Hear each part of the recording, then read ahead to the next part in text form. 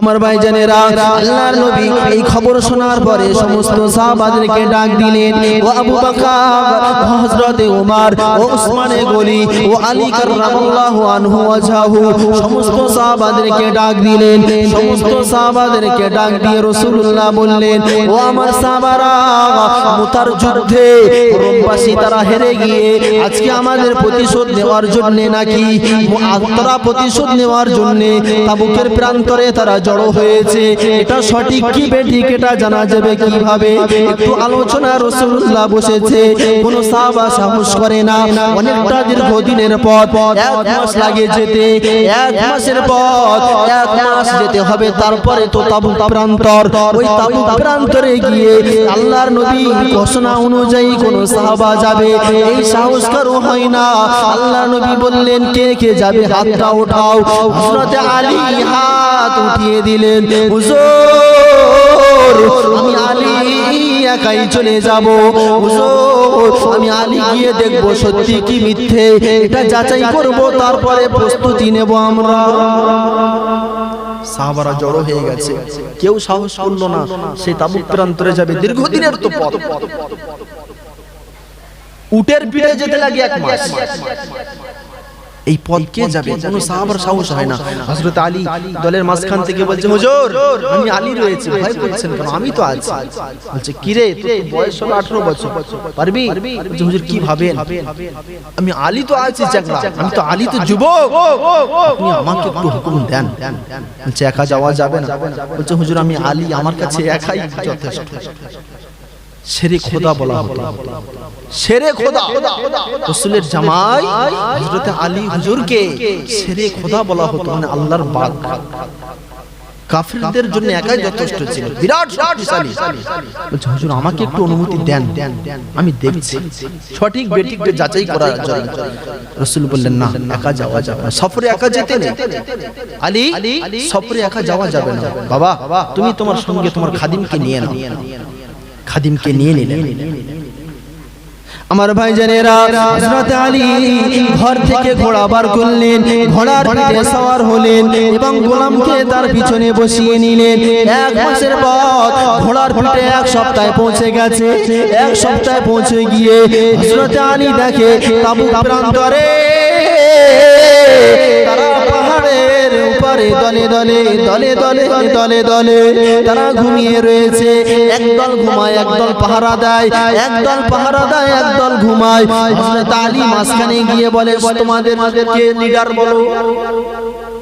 একাই পৌঁছে গিয়ে খাদিম কি বলছে, খাদিম, ঘোড়া যেখানে বাঁধছি এই দাগ দিয়ে যাচ্ছি, লাঠি দিয়ে একটা গোল দাগ দিয়ে গেছে, দাগের ভিতরে ঘোড়াকে রাখলো। খাদিম এখানেই দাঁড়াবি, কোনো সমস্যা করবি না, এর বাইরে যেন যাবি না, আমি আলী এক্ষুনি ফিরে আসবো। আলী হুজুর সেই অতগুলো লোকের ভিতরে গিয়ে দেখছে একদল ঘুমোচ্ছে আর একদল পাহারা দিচ্ছে। হযরত আলী গিয়ে বলছে, কমান্ডারকে? 18 বছরের তো চ্যাংড়া, 18 বছরের যুবক। ওরা ভাবছে একাই তো, বারে কোথাকার কে? হঠাৎ করে কমান্ডার কে? সেনাপতি কে তোমাদের? বলছে, আমাদের সেনাপতি এখন ঘুমাচ্ছে, ডাক দাও। কেন? বলছে, ডাক দাও, গিয়ে বলো যে মদিনা থেকে একজন যুবক এসেছে, তোমার সঙ্গে কথা বলবে। কমান্ডারকে ডাক দেওয়া হলো। কমান্ডার উঠে বলছে, কে তুমি? বলছে, আমার নাম আলী। কি জন্য এসেছো? বলছে, তোমরা কি মদিনা লড়াই করতে যাচ্ছ? বলছে, হ্যাঁ।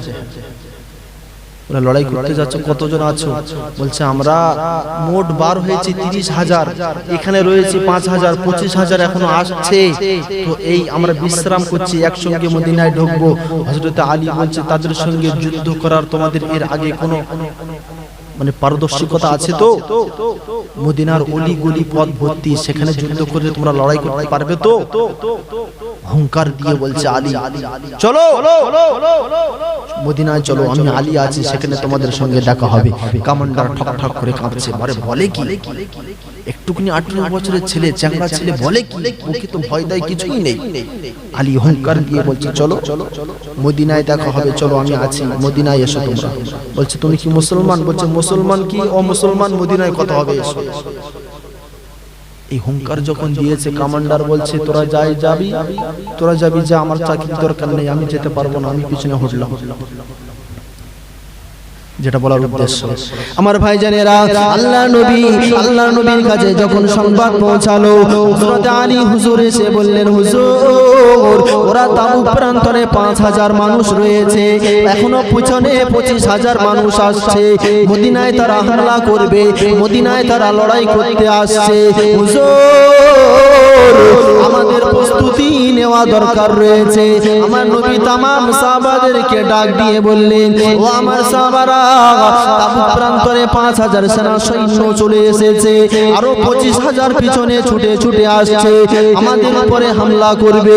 আজকে এই যুদ্ধের জন্য, আজকের এই যুদ্ধে যেতে গেলে অনেকটা টাকার প্রয়োজন, অনেকটা সামানের প্রয়োজন, অনেকটা ঘোড়ার প্রয়োজন, অনেকটা উটের প্রয়োজন। ও আমার সাহাবারা, কে কি দেবে বলো বলো। হযরত আবু বকর সিদ্দিক হুজুর বাড়ি দৌড় দিলেন, বাড়িতে দৌড় দিয়ে বললেন, বিবি, ও আমার প্রাণের বিবি, আমার নবী চেয়েছে তাবুকের যুদ্ধে যাবে, তাবুকের যুদ্ধে যাওয়ার জন্য অনেক টাকার প্রয়োজন, অনেক সামানের প্রয়োজন, অনেক উটের প্রয়োজন, অনেক ঘোড়ার প্রয়োজন। বিবি গো, আরে কি রয়েছে বলো বলো বলো। বিবি বলে, ও আমার স্বামী, আমার ঘরে তেমন কিছু নাই, একটুখানি জবের আটা পড়ে রয়েছে, এছাড়া আর কিছু নাই, আর একটা চাদর রয়েছে, এছাড়া আর কিছু নাই। আর কি রয়েছে? বলছে আর তেমন কিছু নাই, জবের আটা আর একটাই মাত্র চাদর। হযরত আবু বকর সিদ্দিক বিবির থেকে সব কিছু নিয়ে রাসূলুল্লাহর কদমে ফেলে দিলেন। হুজুর আবু বকর বড়ই গরীব, হুজুর আবু বকর বড়ই অসহায়, হুজুর আবু বকরকে ক্ষমা করে দেবেন। আবু বকরের ঘরে যতটুকু ছিল ততটুকু এনে দিয়েছে। জোরে বলে। রাসূল শুধু একবার বলেছে, কে কি দেবে? আবু বকর ঘরে ছোট, বিবি কি রয়েছে দাও। বলছে তেমন কিছু নেই, জবের আটা একটুখানি রয়েছে আর একটা চাদর। বলছে তাই দাও, রাসূলের কাছে নিয়ে যেতে হবে, আমার রাসূল চেয়েছে। হযরত উমরে ফারুক এক সাইডে আড়াল দিয়ে দেখছে আবু বকর কি দেয়। আবু বকর থেকে আমার এগিয়ে যেতে হবে। আবু বকর যেটা দেবে আমি উমর তার থেকে একটু বেশি দেব। জোরে বলেন সুবহানাল্লাহ। হযরত উমরে ফারুক হুজুরের কাছে এসে বলছে, হুজুর আবু বকর হুজুর যেটা দিয়েছে আমি তার থেকে একটু বেশি দিলাম, আমার ঘরে আর তেমন কিছু নাই। আমার ভাইজানেরা, হযরত আবু বকর সিদ্দিক দৃশ্যটা দেখলেন যে হযরত উমর আমার থেকে অনেকটা বেশি কিছু দিয়ে দিয়েছে। না না, এটা তো মানা সম্ভব নয়, এটা তো মানা যাবে না। আবার বাড়ি চলে গেল। ও আমার বিবি, ঘরে কি রয়েছে, কি রয়েছে বলো বলো বলো। ইয়া রাসূল, ইয়া আমার স্বামী হযরত আবু বকর, ঘরে আর তেমন কিছু নাই, আমাদের পরার মতো একটাই মাত্র বস্ত্র রয়েছে। হযরত আবু বকর সিদ্দিক বললেন, ওই বস্ত্রটা খুলে দাও। ওই বস্ত্রটা খুলে দিয়ে আমি রাসূলের কদমে হাজির করব। আবু বকর সিদ্দিক বাজার থেকে একটু চট কিনে নিলেন, চট কিনে বিবিকে পরিয়ে দিয়ে ঘরের ভিতরে বন্দি করে দিয়ে আসলেন। বন্দি করে দিয়ে বিবির পরনের কাপড়টা রাসূলের কদমে হাজির করেছে। হুজুর হযরত উমর আমার থেকে একটু বেশি দিয়েছে, এটা মানা যাবে না। আমার মনে তো হিংসা চলে এসেছে, উমরের থেকে আমি আগে থাকবো, উমরকে আমি আগে যেতে দেব না দেব না দেব না। আবু বকর সিদ্দিক রাসূলের কদমে বিবির পরনের কাপড়টাও হাজির করে দিয়েছে। এমন করে রাসূলুল্লাহ সকল সাহাবাদের কাছে বললেন, কে কি দেবে বলো, কে কি দেবে বলো। নামটা তোমরা লেখাতে শুরু করো। একের পরে দুই, দুইয়ের পরে তিন, তিনের পরে চার, এমন করে সিরিয়াল 100 পর্যন্ত হয়ে গেল। আর কেউ কিছু দেবে না। আল্লাহর নবী মুচকি হাসি দিয়ে বললেন, ওরে উসমান, ওরে উসমান, আজকে তাবুকের যুদ্ধের জন্য কি দেবে বলো। হযরত উসমান বললেন, ইয়া রাসূলুল্লাহ, ইয়া হাবিবাল্লাহ, হুজুর আমি উসমান, আমাকে লজ্জা দেবেন না, আপনি আমার কাছে চাইলে লজ্জিত হয়ে যাব। আমি উসমান উসমান আমার সম্পদ থেকে আমি উসমান অনুমতি দিয়ে দিলাম আজকে যুদ্ধের জন্য যেটুকু প্রয়োজন উসমান আমার সম্পদ থেকে ততটুকুই আপনি নিয়ে নেন। হযরতে উসমানকে বলা হচ্ছে কি দেবে বলো, বলছে হুজুর আমাকে লজ্জা দেবেন না, আপনার যতটুকু প্রয়োজন আপনি আমার থেকে নিয়ে নেন, ব্যবসা আমার না, আমার এই বাগান, আমার এই জমি, আমার এই উট, আমার এই ঘোড়া, হুজুর এগুলো আমার না, এগুলো আপনার, আমি দিনের রাস্তায় দিয়ে দিয়েছি। সেই যুগে তাবুক যুদ্ধের জন্য হযরতে উসমানে গনি 1000 স্বর্ণ মুদ্রা দিয়েছিল। জোরে বলেন সুবহানাল্লাহ। আমার ভাই জানেরা 1000 স্বর্ণ মুদ্রা পাওয়ার পরে আমার রাসূলুল্লাহ বললেন উসমান আর কিছু দেবে? হযরতে উসমান বললেন হুজুর আর কি লাগবে যুদ্ধের জন্য? বলছে ঘোড়া লাগবে, কড়া ঘোড়া লাগবে। হযরতে উসমান বললেন কড়া ঘোড়া লাগবে। আমার নবী বললেন 100 ঘোড়া লাগবে। ইয়া রাসূলুল্লাহ আমি 100 ঘোড়া দিয়ে দিলাম। আল্লাহর নবী বললেন উসমান, ও উসমান এই যুদ্ধে যাওয়ার জন্য মাল সামান বহন করার জন্য উটের প্রয়োজন রয়েছে। ইয়া রাসূলুল্লাহ কড়া উট লাগবে। আল্লাহ নবী বললেন 300 উট লাগবে। হযরতে উসমান বললেন হুজুর আমি 300 উট দিয়ে দিলাম। আল্লাহ নবী 300 উট গ্রহণ করলেন, 100 ঘোড়া গ্রহণ করলেন, 1000 স্বর্ণ মুদ্রা গ্রহণ করলেন। এমন করে গ্রহণ করে করে আল্লাহ নবী তাবুকের যুদ্ধে রওনা দিলেন। তাবুক যুদ্ধে যাওয়ার আগে আল্লাহ নবী বললেন আজকে তাবুকের যুদ্ধ, আজকে তাবুকের যুদ্ধটা এত কঠিন যুদ্ধ, আমি রাসূলুল্লাহ এই মদিনার 10 বছরের জীবন, এই 10 বছরের জীবনে আমার রাসূলুল্লাহ 86 খানা যুদ্ধ করেছে। এই 86 খানা যুদ্ধের ভিতরে 27 খানা যুদ্ধে আমার রাসূলুল্লাহ ডাইরেক্ট নেতৃত্ব দিয়েছে। 27 খানা যুদ্ধে আমার রাসূলুল্লাহ ডাইরেক্ট সেনাপতি ছিল। 27 খানা যুদ্ধে আমার রাসূলুল্লাহ কমান্ডার ছিল। 86 খানা যুদ্ধের ভিতরে সবথেকে খতরনাক যুদ্ধ, 86 খানা যুদ্ধের ভিতরে সবথেকে মারাত্মক যুদ্ধ, সবথেকে ভয়াবহ যুদ্ধ তাবুকের যুদ্ধ ছিল। যে তাবুকের যুদ্ধে যাওয়ার আগে আমার রাসূলুল্লাহ বললেন যাদের পেটে 9 মাস বাচ্চা রয়েছে, যে বুড়ো বুড়ি গুলো লাঠি ছাড়া চলতে পারে না, যে ছোট ছোট শিশুগুলো কোলে থাকে, এই 3 শ্রেণী বাদ, যে মেয়েদের 9 মাস পেটে বাচ্চা ওরা যেন যুদ্ধে না যায়, যে বাচ্চাগুলো কোলে থাকে ওরা যেন না যায়, যে বুড়ো বুড়ি গুলো লাঠি ছাড়া চলতে পারে না, অতএব যারা লাঠি নিয়ে বেড়ায় ওরা যেন যুদ্ধে না যায়। তবে খবরদার এই মদিনার জমিনে এই 3 শ্রেণী ছাড়া সবাই যেন তাবুকের যুদ্ধে হাজির হয়। বুঝলেন? 3 শ্রেণী যাবে না। কারা? যে মেয়েদের 9 মাস পেটে বাচ্চার বয়স, যে বাচ্চাটা সবে মাত্র মায়ের স্তনে দুধ পান করে কুলে থাকে, আর যে বুড়ো বুড়ি লাঠি ছাড়া চলতে পারে না, মানে একেবারেই বৃদ্ধ মাজা বেঁকে গেছে। বলছে এই 3 শ্রেণী ছাড়া তাবুকের যুদ্ধে সকলকে যেতে হবে, কেউ যেন বিলম্ব করো না। সব সাহাবারা চলে গেছে, যায়নি 3 জন। এই ঘটনা অনেক বড় আমার ভাই। 12টা 10 শুনবেন? যদি শুনেন তাহলে বলি, সংক্ষেপে বলি দেব। 3 জন যায়নি। 3 জনের নাম কোরআন শরীফের সূরা তাওবা 117 118 নম্বর আয়াত। 3 জনের নাম আল্লাহ উল্লেখ করেছে তাফসীরে কাসিরের ভিতরে, সমস্ত তাফসীরের ভিতরে। 3 জন হচ্ছে কেরা? কাব বিন মালিক, নামগুলো মুখস্থ করেন।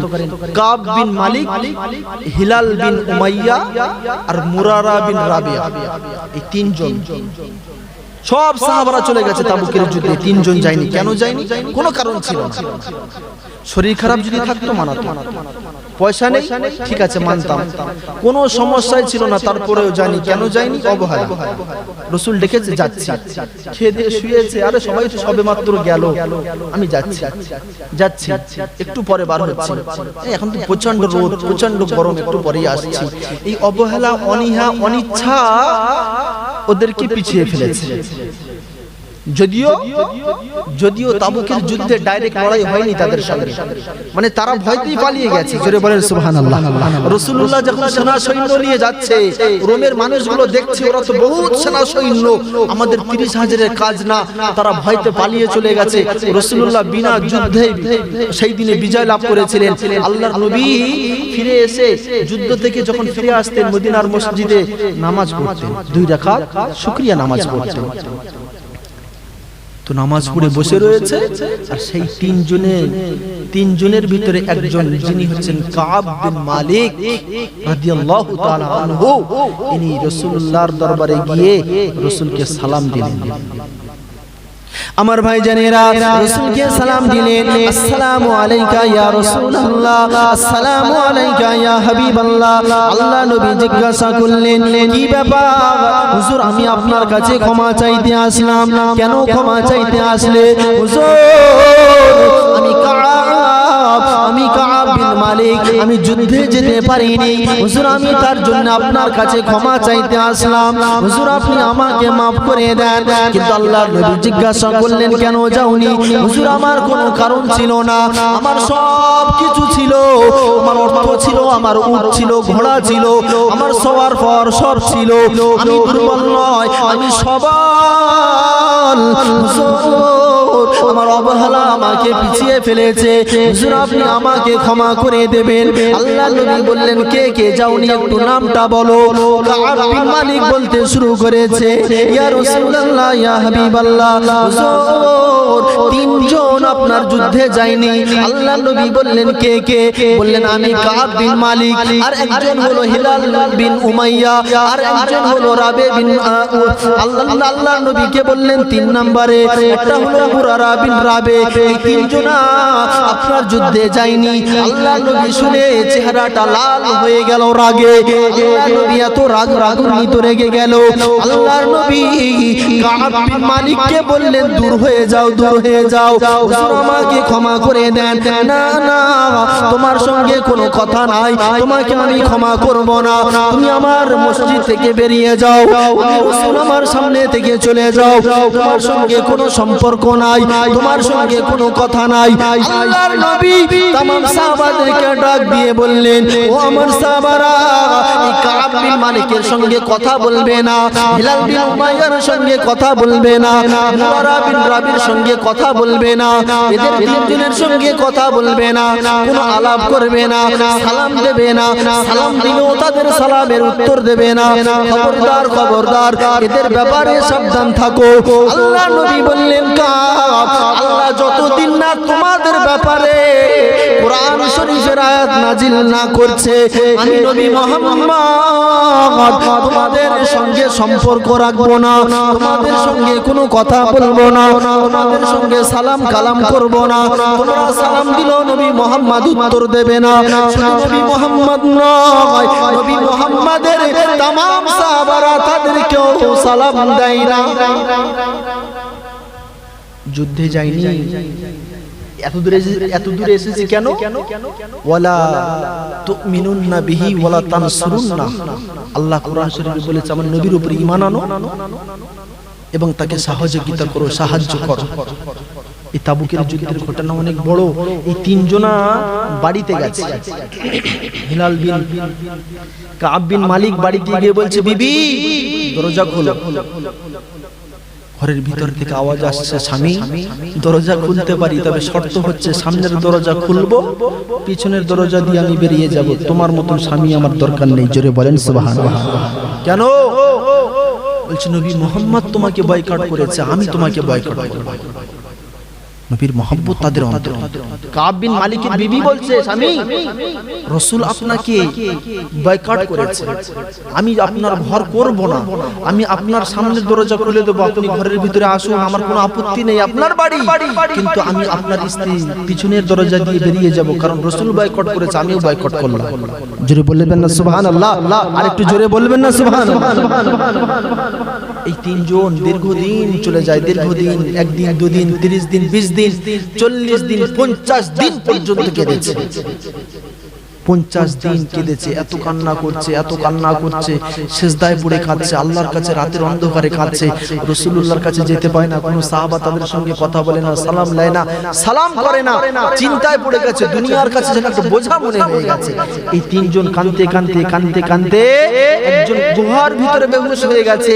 হিলাল বিন উমাইয়া মসজিদের গেটের সামনে একটা খুঁটি দিয়ে দুটো হাতে একটা দড়ি শিকল দিয়ে শক্তভাবে বেঁধেছে, যে 50 দিন পর্যন্ত ওই শিকল বাঁধা ছিল, হাতে ঘাও হয়ে গিয়েছিল, এই হাড়ের মজক পর্যন্ত দেখা যেত পচে পচে। এই 50 দিনের মাথায় আল্লাহর কাছে তওবা করেছে, হাবিবের কাছে যায়, হাবিব এদেরকে ক্ষমা করে না। আল্লাহ কোরআন শরীফের আয়াত নাজিল করে দিয়েছেন, ওয়া আলা সালাসাতিল্লাযিনা খুল্লিফু, হাবিব এদের তিনজনকে আমি আল্লাহ ক্ষমা করে দিয়েছি, আমি এদের তওবা কবুল করেছি, অতএব আপনি তাদেরকে ক্ষমা করে দেন। আল্লাহর নবী তারপরেই ক্ষমা করেছে। আমার রাসূলকে মহব্বত করতে হবে, তাকে সহযোগ করতে হবে। আমার ভাইজানেরা, ও জওয়ানেরা, যুবকেরা, আমি লম্বা চওড়া করব না, শেষ করে দেব। অনেকটা রাত হয়ে গেছে, শীতের রাত। আপনাদের কষ্ট দিয়ে আমি কোরআন হাদিসের কথা শোনাতে চাই না। এমন জান্নাতের মজলিস, কিয়ামতের দিন আমাদের নাজাতের ওসিলা হতে পারে কি পারে না, একটুখানি আওয়াজ দেবেন, আওয়াজ দেন। কিয়ামতের দিনে আল্লাহ যদি চায়, এই মজলিস, এই জান্নাতের বাগান আমাদের জন্য নাজাতের ওসিলা হবে কি হবে না? হবে, নিশ্চয় হবে। আল্লাহ বলেছেন, বান্দা, রাস্তা থেকে যদি একটা কাঁটা তুমি সরিয়ে দাও, রাস্তা পেরেক পড়ে রয়েছে, এই পেরেকটা যদি তুমি ফেলে দাও, কেন ফেলবে? এই পেরেকটা আমার একজন মুসলমান পায়ে ফুটতে পারে, একজন নামাজির পায়ে ফুটতে পারে, একজন হিন্দু যদি গাড়ি নিয়ে যায় তার গাড়ির চাকায় ফুটতে পারে, ওই মানুষটা কষ্ট পাবে। এই মনে করে যদি তুমি রাস্তা থেকে কাঁটা সরিয়ে দাও, রাস্তা থেকে যদি তুমি ময়লা দূর করে দাও, রাস্তা থেকে যদি তুমি পেরেকটা ফেলে দাও, আল্লাহ নবী বলেছে, বান্দা, ওটাই তো তোমার জন্য আল্লাহ কিয়ামতের ময়দানে নাজাতের ওসিলা হয়তো বানিয়ে দিতে পারে। বিশ্বাস হয় না? এই যে এতগুলো কথা হয়েছে কোরআন হাদিসের, এটা তো জান্নাতের বাগান। আওয়াজ দিচ্ছেন না? তো জান্নাতের বাগান যদি হয়, তাহলে এতক্ষণ এখানে বসে রয়েছি, কোরআনের কথা শুনলাম, হাদিসের কথা শুনলাম, এর জন্য কিয়ামতের ময়দানে এই মজলিস কি সাক্ষী দেবে না? কেন দেবে না? কেন দেবে না? আমি এখন ওই বিষয় বলতে গেলে আবার অন্যদিকে চলে যাব। সাক্ষী দেবেই দেবে। আতাশহাদু আরজুলুহুম বিমা কানু ইয়াকসিবুন। আল্লাহ বলছেন, যেদিন তুমি মিথ্যা বলবে, সেই দিন তোমার এই জবানে দুই ঠোঁটে মোহর লাগিয়ে দেব, টেপ মেরে দেব, সিল করে দেব। সেই দিনে তোমার হাত কথা বলবে, তোমার পা কথা বলবে, মুখ কথা বলবে, চোখ কথা বলবে, নাক কথা বলবে, কান কথা বলবে, যেখানে বসেছিলে সেই জমিন পর্যন্ত সাক্ষী দেবে। তো এই আজকের মজলিসে বসেছি, এমন মজলিস আমাদের প্রয়োজন আছে না নাই? আছে না নাই? আচ্ছা, এই মজলিসটা আগামী বছরে হবে, কে কে চান? হাত উঠান।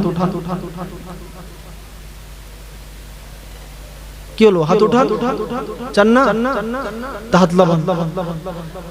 আমি হয়তো দেখতে পাইনি, কিন্তু আল্লাহ বলছেন আমি সব দেখতে পাই, সব দেখতে পাই। তো এই মজলিসটা যদি আগামী বছরে হয়, তো এর জন্য কিছু প্রয়োজন আছে না নাই? আছে না নাই? আমার যুবক ভাইরা আমাকে বারবার বলেছে, হুজুর, বাইরের বক্তা রাখবো না, আপনাকে শেষে থাকতে হবে, কারণ আপনার একটা ফ্যান ফলোয়ার আছে। যুবকেরা, আপনার বাবা ঘরের বিবি ছেলে মেয়ে আছে যাহারা, জন্মের মতো বিদায় করে দেবে তাহারা। ঘরের বিবি ছেলে মেয়ে আছে যাহারা, জন্মের মতো বিদায় করে দেবে গো তারা। হায় হায় শেষে বুঝলাম, হায় হায় শেষে বুঝলাম, এই দুনিয়ায় আপন কেহ না। হায় হায় শেষে বুঝলাম, এই দুনিয়ায় আপন কেহ না। আমার ডাইনে বামে মাটি, আমার মাটি বিছানা, ডাইনে বামে মাটি, আমার মাটি বিছানা। আমি চলে যাব, আমরা তোমায় ভুইলা যাইও না। আমি চলে যাব, তোমরা আমায় ভুইলা যাইও না। ডাইনে বামে মাটি, আমার মাটি বিছানা, ডাইনে বামে মাটি, আমার মাটি বিছানা। তোমার আমার কে যে আপন একটু শোনো না, যিনি আপন তিনি কাঁদেন সোনার মদিনা। জোরে বলেন সুবহানাল্লাহ, আর একটু জোরে হবে না? তোমার আমার কে যে আপন একটু শোনো না, যিনি আপন তিনি কাঁদেন সোনার মদিনা। তোমার আমার কে যে আপন একটু শোনো না, যিনি আপন তিনি কাঁদেন সোনার মদিনা। সেই নবীজির দিদার পেতে চলো মদিনা, সেই নবীজির দিদার পেতে চলো মদিনা। ডাইনে বামে মাটি আমার মাটি বিছানা, ডাইনে বামে মাটি আমার মাটি বিছানা।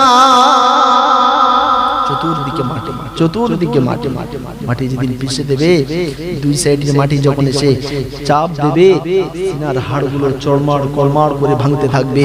যদি নেক আমল না থাকে, বদ আমল যদি থাকে, আল্লাহ দুইজন ফারিস্তা পাঠিয়ে দেবে, যারা কানে হবে কালা, চোখে হবে অন্ধ। সেই কালা ফারিস্তারা আসবে, চোখগুলো অন্ধ, তারা দেখতে পাবে না, কথা বললেও তারা শুনতে পাবে না। লোহার মুগুর দিয়ে মারবে, এক একটা মারবে 70 গজ তলায় ঢুকতে হবে। আলেম ওলামারা, হাফেজরা, মাওলানারা এরা কথা বলে, নিজের কথা বলে না, কোরআন হাদিসের কথা বলে। কোরআন হাদিসের কথা বলে, কারণ এই কথাগুলো নবীদের কাজ ছিল।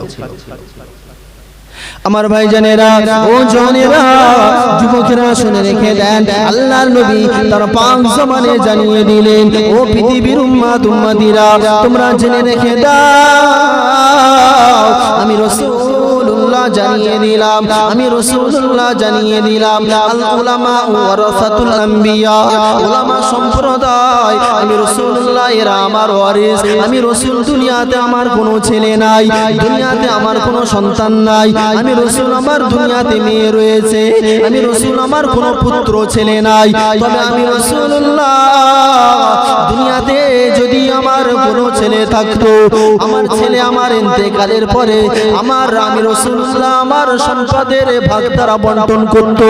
আমি রাসূলুল্লাহ ইন্তেকাল করার পরে আমার সন্তানগুলো আমার সম্পদ নিয়ে টানাটানি করত।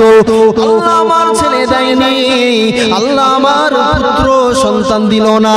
আমি আর রাসূলুল্লাহ আমার পাক জবানে জানিয়ে দিয়ে গেলাম, আমার সম্পদ বলতে কিছু নাই, আমার সম্পদ তো একটা, সেটা তো হলো কোরআন আর হাদিস। এই দুটো আমি রাসূলুল্লাহ রেখে যাচ্ছি। আমার ইন্তেকাল করার পরে আমার উম্মাত উম্মাতীদের ভিতরে এক শ্রেণীর মানুষ যারা আলেম, এক শ্রেণীর মানুষ যারা উলামা, আমি রাসূলুল্লাহ আমার রেখে যাওয়া এই জ্ঞানের কথাগুলো আমি রাসূলুল্লাহ দুনিয়ার জমিনে ইন্তেকাল করে চলে যাব।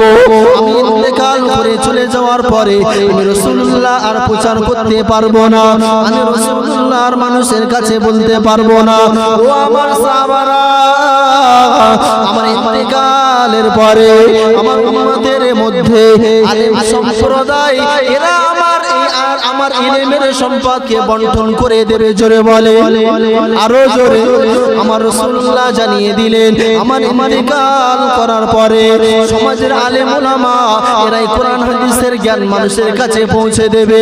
সেই জন্য রাসূল বলেছে, আল উলামা ওয়ারাসাতুল আম্বিয়া, এই আলেম সম্প্রদায় তো এরাই হলো নবীদের ওয়ারিস।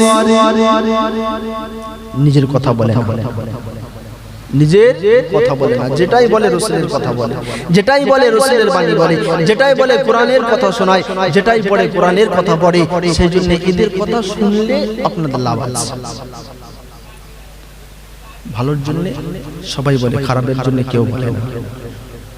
যদি মেনে নিতে পারে, মেনে নিয়ে যদি ছেলে মেয়ে বিবি বাচ্চা নিজে যদি পরিবর্তন হতে পারেন, এর থেকে বড় নসিব আর কি হতে পারে? ও আমার ভাইজানেরা, কান খুলে শুনে রেখে দেন, আল্লাহ কোরআন শরীফের ভিতরে জানিয়ে দিলেন, ইয়া আইয়ুহাল্লাযীনা আমানুত্তাকুল্লাহ, হে পৃথিবীর মানুষ, ও পৃথিবীর ইমানদারেরা, ও পৃথিবীর মুসলমানেরা, আমি আল্লাহ জানিয়ে দিলাম, আমি আল্লাহ জানিয়ে দিলাম, ও আনফুসাকুম ওয়া আহলিকুম নারা, পৃথিবীর মানুষেরা তোমরা নিজেরা জাহান্নাম থেকে বাঁচো, তোমাদের সন্তান সন্ততি, তোমাদের পরিবার পরিজন, তোমাদের বিবি, তোমাদের আব্বা, তোমাদের মা, তোমাদের ভাই, তোমাদের বোন, তাদেরকে জাহান্নাম থেকে বাঁচাও। তবে আমি আল্লাহ জানিয়ে দিলাম, তবেই তো সফল হলে।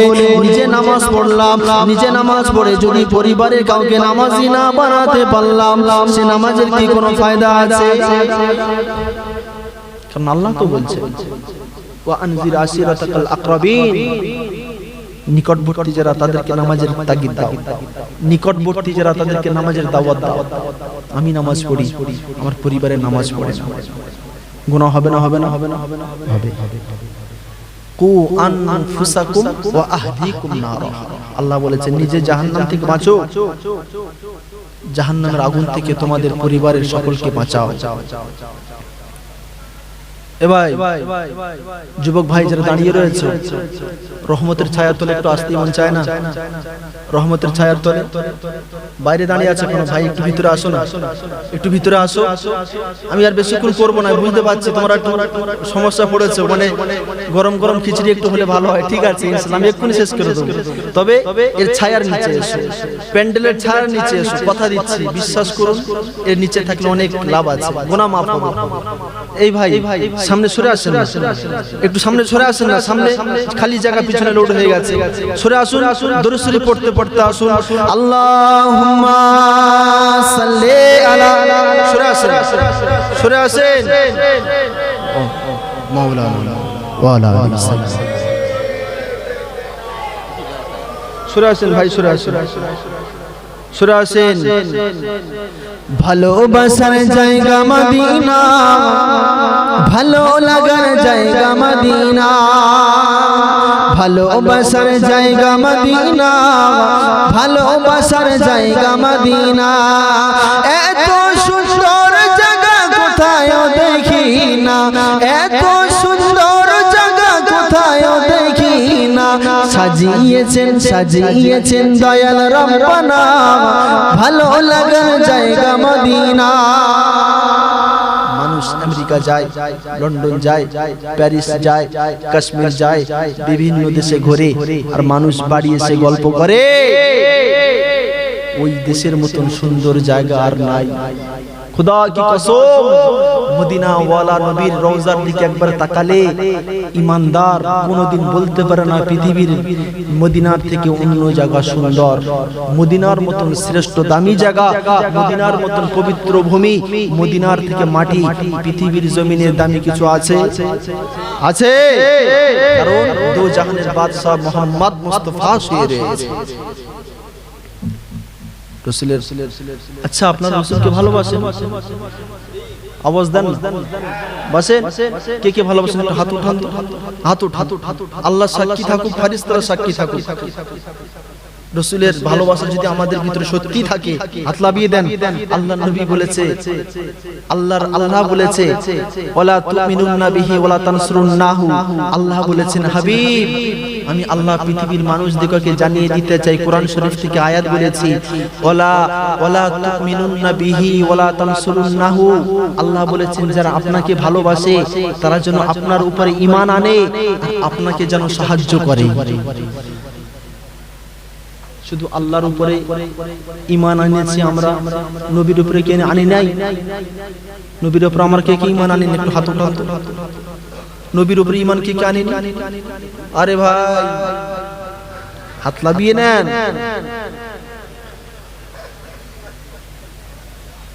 পড়েন নাই? আশহাদু আল্লা ইলাহা ইল্লাল্লাহ, আশহাদু আল্লাহ আমি সাক্ষ্য দিচ্ছি, ইল্লাল্লাহ নেই কোন মাবুদ আল্লাহ ছাড়া, ওয়া আশহাদু আন্না এবং আমি আরো সাক্ষ্য দিচ্ছি মুহাম্মাদান আবদুহু ওয়া রাসূলুহু, মুহাম্মদ নবী মুহাম্মদ সাল্লাল্লাহু আলাইহি ওয়াসাল্লাম আল্লাহ পাকের প্রেরিত পয়গম্বর এবং রাসূল। আল্লাহর উপরে এবং আল্লাহর নবীর উপরে ঈমান আনতে হবে, তা না হলে মুকাম্মাল ঈমানদার হওয়া যাবে না। তো আল্লাহ বলেছেন যে রসুলের উপর ঈমান আনতে হবে এবং রসুলকে সহযোগিতা করতে হবে। কেমন সহযোগিতা আমি শেষের দিকে যাচ্ছি, ঠিক আছে? আমি এই বিষয়টা কেমন সহযোগিতা আমি একটুখানি বলি। আপনার মুতার যুদ্ধের নাম শুনেছেন? মুতার যুদ্ধ, এই যুদ্ধে রোমবাসী, রোমের মানুষগুলো মুতার যুদ্ধে ওরা পরাজয় লাভ করে। আমার ভাইরা আমার কথার দিকে ভালো করে স্মরণ করেন। মুতার যুদ্ধে রোমের মানুষগুলো তারা পরাজয় লাভ করে আপন ঘরে ফিরে গেছে। আপন ঘরে ফিরে গিয়ে ওরা চিন্তা ভাবনা করেছে এই প্রতিশোধ নিতে হবে কার? নবী মুহাম্মাদের উপরে, তার সাহাবার উপরে, মুসলমানদের উপরে। ইসলামের আলোকে নিভিয়ে দিতে হবে। রোমবাসীরা চিন্তা ভাবনা করলো যুদ্ধে আমাদের ফের লাগতে হবে। এই বলছি কথা বলিস নি রে মোনা, কেন ডিস্টার্ব করিস? সামনে এসে বস, তা নইলে চলে যা, ভালো না লাগে। তো এই রোমের মানুষগুলো এরা রাসূলুল্লাহর বিরুদ্ধে লড়াই করবে, এসেছে কোথায়? তাবুকের প্রান্তরে। তো দুজন মানুষ শুক্রবার রাসূলুল্লাহ খুতবা হয়ে গেছে, নামাজ হয়ে গেছে, বসে বসে দোয়া করছেন। আর দুজন মানুষ হঠাৎ অপরিচিত, অজানা, অচেনা মানুষ, তারা সাহাবায়ে কেরামকে জিজ্ঞাসা করছে নবী মুহাম্মদ কোথায়? বলছে কারা তোমরা? বলছে আমরা রোমবাসী, রোমের থেকে এসেছি, নবী মুহাম্মদের সঙ্গে একটু কথা বলতে চাই। কি কথা? বলছে দেখো তোমাদের বিরুদ্ধে, তোমাদের সঙ্গে লড়াই করার জন্য 30,000 সেনা ওই তাবুক প্রান্তরে জড়ো হয়ে গেছে, তোমরা তাদের সঙ্গে লড়াই করে পারবে তো? বলছে তোমরা কিভাবে জানলে? তোমরা কি মুসলমান? বলছে না আমরা বেদুইন, আমরা মুসলমান না, আমরা কলেমা পড়ি নাই, আমরা বেদুইন, আমরা মুসলমান না। কিন্তু বেদুইন যখন কথা বলে, একজন ঈমান ছাড়া ওয়ালা যখন কথা বলে, সে কথাটা যাচাই করার দরকার আছে না নাই? আছে না নাই? তো রাসূলুল্লাহর কাছে যখন দেখিয়ে দেওয়া হলো যে রাসূলুল্লাহ সেই বসে রয়েছে, তোমরা রাসূলের কাছে যাও, সেই দুইজন বেদুইন রাসূলের কাছে গিয়ে বলছে ইয়া রাসূলুল্লাহ হুজুর, দেখে আসলাম এই মাত্র তাবুকের প্রান্তরে 30,000 সেনা সৈন্য, তারা অস্ত্র শস্ত্র নিয়ে, তীর তরবারি নিয়ে দাঁড়িয়ে রয়েছে, আপনাদের বিরুদ্ধে লড়াই করবে বলে। রাসূল বললে কিভাবে জানলে? তোমাদের বাড়ি কোথায়? বলছে হুজুর আমাদের বাড়ি রোমে। এখানে কেন? বলছে হুজুর আমরা রোম থেকে মধু নিয়ে আসি মদিনায়, আর মদিনার থেকে জাইতুন তেল নিয়ে যাই রোমে, এটাই আমাদের ব্যবসা। রোম থেকে আমরা মধু নিয়ে এসে মদিনায় বিক্রি করি, আর মদিনার থেকে জাইতুন তেল নিয়ে আমরা রোম দেশে গিয়ে বিক্রি করি, এটাই আমাদের কাজ। তবে হুজুর আমরা বেদুইন হতে পারি, কিন্তু আপনাকে অনেক ভালোবাসি, আপনাকে অনেক মহব্বত করি। হুজুর খবরদার, ওদের সঙ্গে লড়াই করে পারবেন না, আমরা একটু জানিয়ে দিতে এসেছি, কোনো প্রস্তুতি নিতে থাকুন আপনারা।